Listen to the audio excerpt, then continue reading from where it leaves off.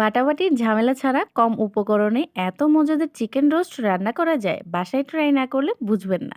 আসসালামু আলাইকুম, কি অবস্থা সবার? এই রেসিপিটা বানানোর জন্য আমি এখানে পোল্ট্রি মুরগি নিয়ে নিয়েছি। চিকেনগুলো আগে থেকে লবণ দিয়ে মেখে নিয়ে রেস্টে রেখে দিয়েছিলাম।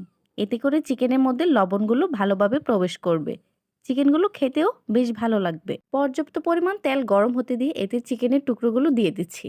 হাই হিটে অল্প সময়ের মধ্যে চিকেনগুলো ভেজে তুলে নিব। লো হিটে চিকেনগুলো ফ্রাই করতে গেলে চিকেনগুলো দেখা যাবে যে অনেকটা বেশি শক্ত হয়ে যাবে, খেতেও ভালো লাগবে না। যারা নতুন রাঁধুনি বা ব্যাচেলর আছেন, চাইলে আমার এই রেসিপি ফলো করে খুব সহজে মজাদার এই চিকেন রোস্ট বানিয়ে নিতে পারবেন। আমার কাছে মনে হয়েছে ভেজে রাখা তেলের পরিমাণ একটু বেশি, তাই কিছুটা তেল তুলে রেখে দিচ্ছি। বাকি তেলে দিয়ে দিচ্ছি পেঁয়াজ কুচি ও সামান্য লবণ, সামান্য আদা রসুন বাটা দিয়ে এতে অল্প একটু পানি দিয়ে দিচ্ছি।